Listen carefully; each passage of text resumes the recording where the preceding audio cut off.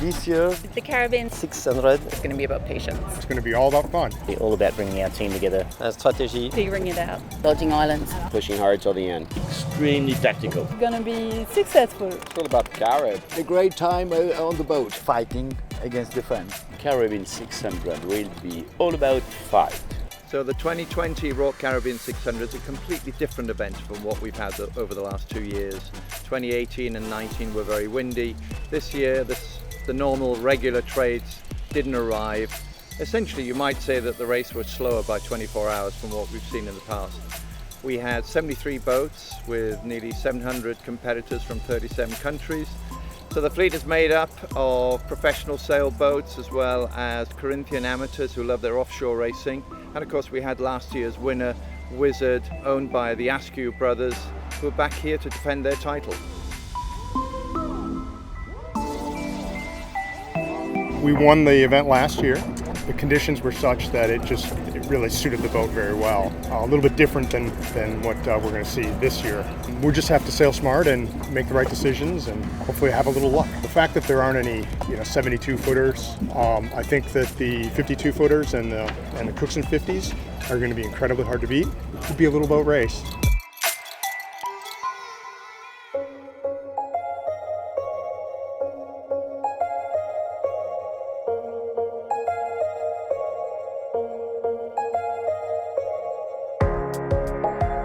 We're largely from the Pacific Northwest, which is a light wind venue. So the light wind is maybe less alarming to us than some of the other sailors. We're like, wow, 10 knots, that's honking. Our eye is on Escapado because they're good friends from back home. It's nice to have some truly friendly competition instead of just against strangers.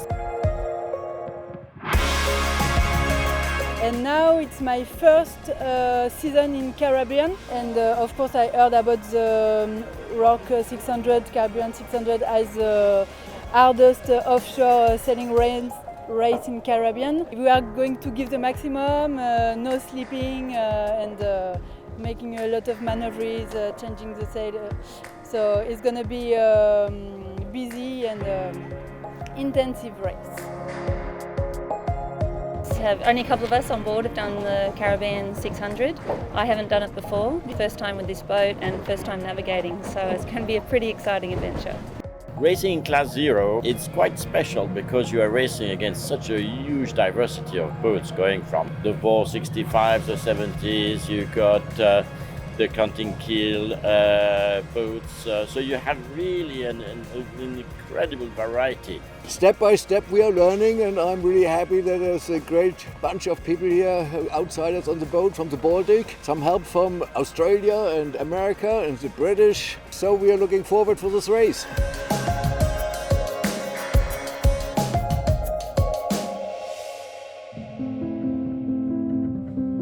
Maiden was built in 1979 for the Whitbread race. Tracy Edwards bought it prior to the 1989 Whitbread race, and she put together the first female team to race around the world. Then after that the boat was sold on. They kind of lost contact with what the boat was doing, and she received a phone call in 2014 saying that they had her boat in the Seychelles, that it was abandoned, had been ransacked by pirates, and that they were probably going to have to scuttle the vessel. And she said, well, I don't own a boat. And they said, it's Maiden. So very promptly she jumped on an aeroplane, went and checked it out, realised pretty soon that it was not going to get anywhere on its own steam, and got a crowdfunding together, and the Princess of Jordan also helped with the funding because her father was the original sponsor of the boat. And they took it to the UK and did a 2-year refit, and now it's sailing around the world with an all-female team, raising funds and awareness for equal access to education. The boat hasn't raced as Maiden since the 1989 Whitbread. So everything's really ready. We've got the sails that the boat sailed around the world with, so nothing's that crisp anymore. But we've got a really cool crew. Whatever happens, it's just a privilege to have her out there racing again.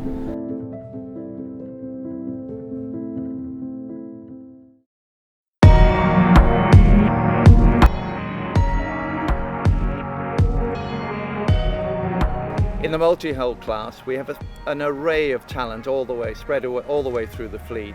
People like Frank Camas, Lloyd Perron, Giovanni Soldini, Brian Thompson, and of course the fastest man in the world, Paul Larson, all sailing on different boats throughout the fleet.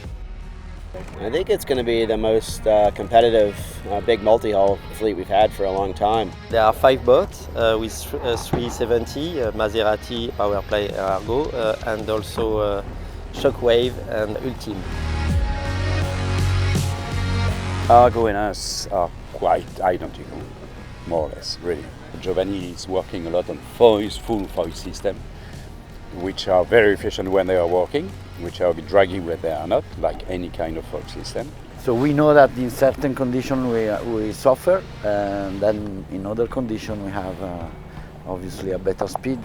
Last year's was a perfect condition, and this time doesn't look so good. That's the play. So you have to anticipate, you have to respect for sure, but you have to know very well your opponents and to know and to understand why they are faster and why they are going that way. And then it's not only a story of following someone, it's a story of doing something different sometimes.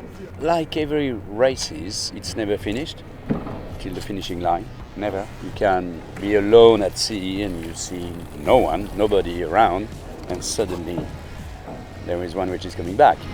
The RORC Caribbean 600 race course is also very different to any other. We go around 11 islands, we go as far north as St. Martin, as far south as Guadeloupe, and of course it starts and finishes in Antigua. There is many legs, and with a lot of change of sail configuration, and it's better than a long leg with nothing to do. So I'm happy to do this race. It's first time for me. But at the end of the day, I think the team that sails the best and pushes the boat the hardest is probably going to come out on top. I just think the course is great. It's a great length race. I like the fact that it starts and finishes in Antigua. It's just great to be down here. Really love it. One thing's for sure, Caribbean 600 is really a race you are getting addicted to. You got to push a boat all the time, and we are ready.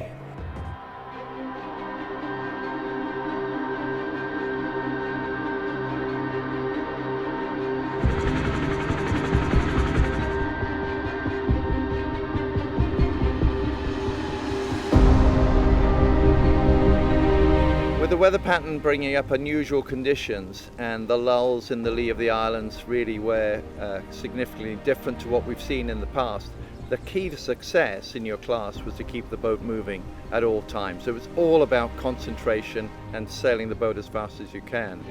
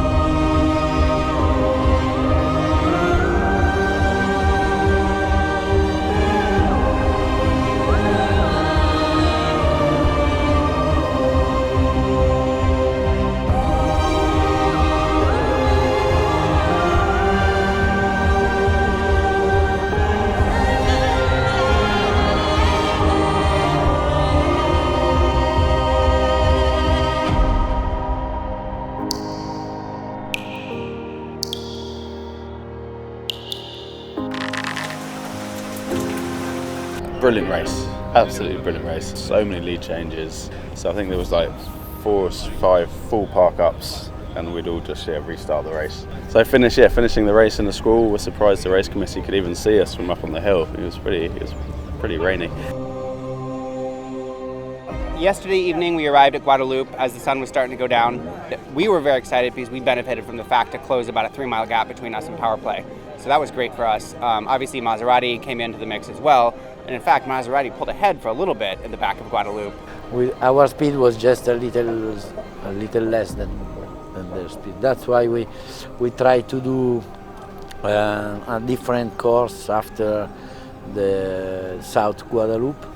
We go around the island in the other side, and we was hoping the easterly wind come maybe before. It was a good try, but that doesn't work at all. It's not an easy situation to lead a race like that, not at all, because you always know that on each island you're going to be in a tricky position. We were leading, not far to lead all of them, and each time, by far sometimes, in Sabah we were leading by 30 miles, I reckon, something like that, which is a lot. And they came back and they passed us 50 meters away. Leave them for 1 minute. Just a great match race all the way around the course. You know, so close to our two competitors almost the entire time, always within sight. I don't know what it came down to for the two. Obviously, we're probably a little bit lighter. Argo have got their new foil systems, but whether that made a difference, I don't actually know. It's just strategy, and we got a good shift at the end and just managed to pull away. But it was touch and go the whole way around. And I think they do a wonderful race, especially Loic and power play. You know, finishing within 4 minutes of power play after 600 miles is 45 hours of sailing that's pretty close racing. Second year in a row coming in second for Line Honours behind another Mod 70. You know, Argo will be back next year looking for another bite at the apple. Thinking about the start of the 600 this year, it wasn't quite last year, it was light. People didn't give everybody as much room as they did before, and we definitely had an error. We put in our penalty turns. Sorry about that, Bora. Once we get up, we'll see it, but I think it's one of these boats right here, yeah. But yeah, ocean racing, 600 miles in the Caribbean.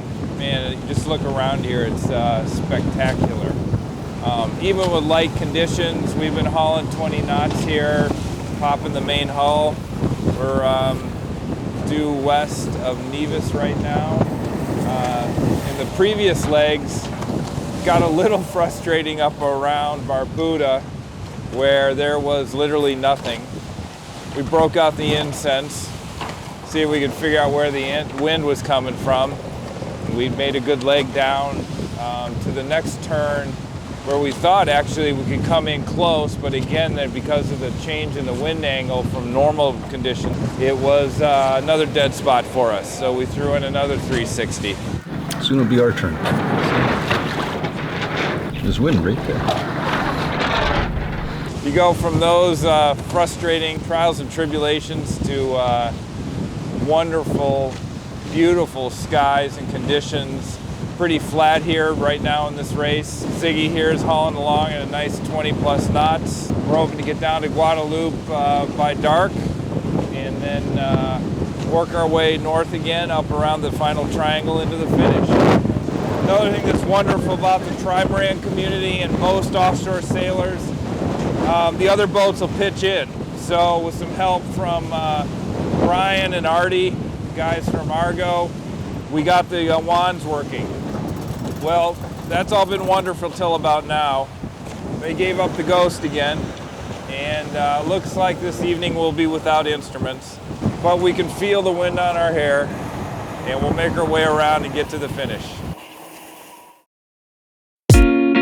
This was our first long offshore race as a team, and we just arrived back, and it looks like we're going to pick up second.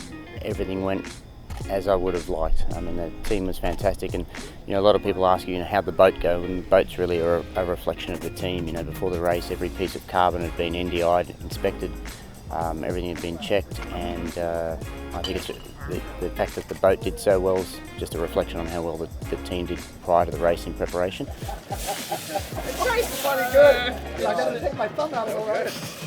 Yeah, it was a good race. A little frustrating in the very beginning. Made it up to the Barbuda mark, and then had a nice reach down to Guadeloupe. After that point, we had breezed the whole way. Nice coming back north again, and of course going around the island and upwind finish. We were tech for tech with Shockwave, They got stuck a little bit further out towards the bottom of Guadeloupe, and we were hugging the shore there and passed them there. You know, Wizard are in a different category to us, but I'm about to head down there and take those boys some beers because we were almost in a match race for half a day with them, and it was fantastic. And every point of sail that was advantageous to us, we'd turn the corner and they'd take a bit back until we got to the bottom of the course, and Shockwave came alive, and then we were sitting on the high side of 30 knots, and Wizard went backwards. However, I was really surprised as we're crossing the line. I looked over my shoulder again, and there was their light. So they just haunted us for the best part of 36 hours. Anytime you can do a yacht race just in a pair of shorts and weather top, you're in the right place. We feel we made it to the finish line, which we didn't the last 2 long races, so we are very happy. Finish is important, but you know, if we win the Mokra, it would be all be much sweeter.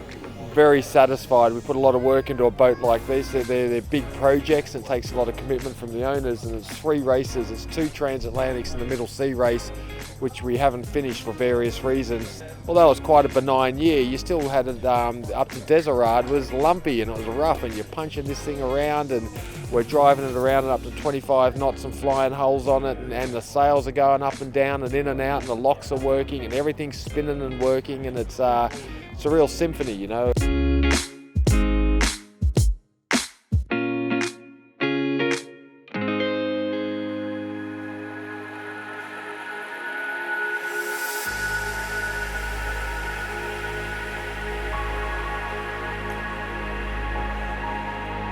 And we had a great race. I mean, it's me, Bo, taking care about all the guys, and it was a real pleasure to sail with them and to have a great time here together.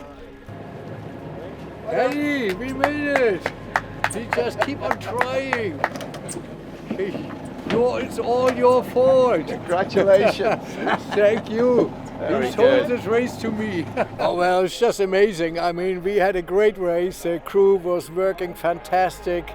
60 hours fighting every inch and every second, and loving the boat and taking care of it. And I mean, the country, the scenic of the volcanoes, of the Caribbean islands, the sunshine, the water, it's just fantastic.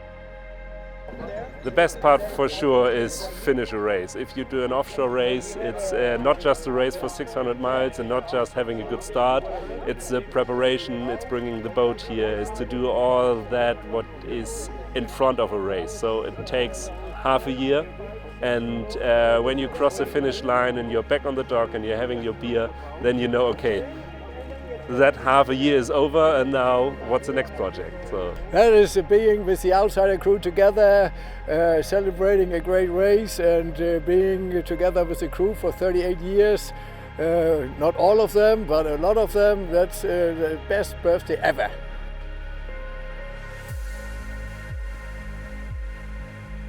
At that moment. Tension and a lot of consultation, and everybody was on his job, and we did the round of Redonda very well.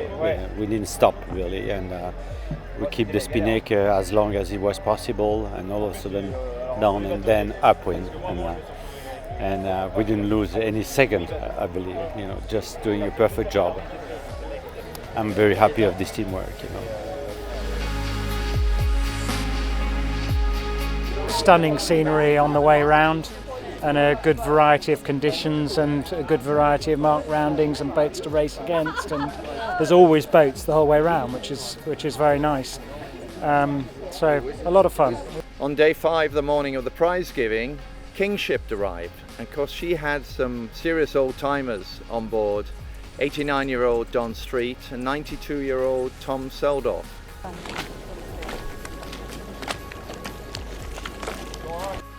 Been racing for 66 years on ocean racers and big cruising boats sailing round the buoys. And in 66 years, I have never sailed with a more wonderful crew. And at the age of 89, I'm going out on a high. Don and I have been friends for Well, What? 70 years, more than 70 years. We've known each Great other lad.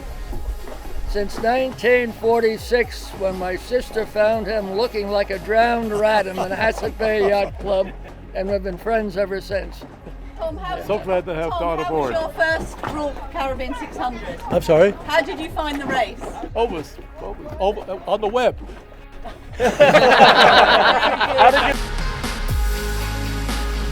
Because everything's unpredictable and it's man against the climate, the water, the conditions, and you never know what to expect.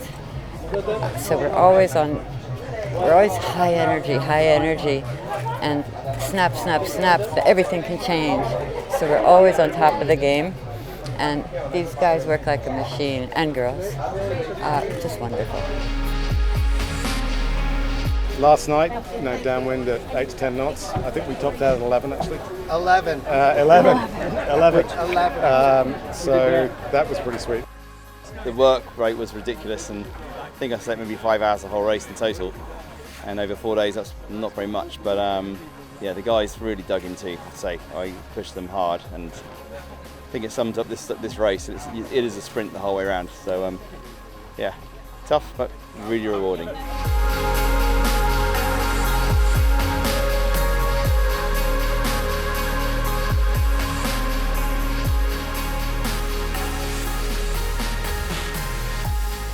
This year's RORC Caribbean 600 served up some very different conditions, and it showed in the way that people race their boats, the persistence and patience required and the speed to keep the boat going in these light conditions.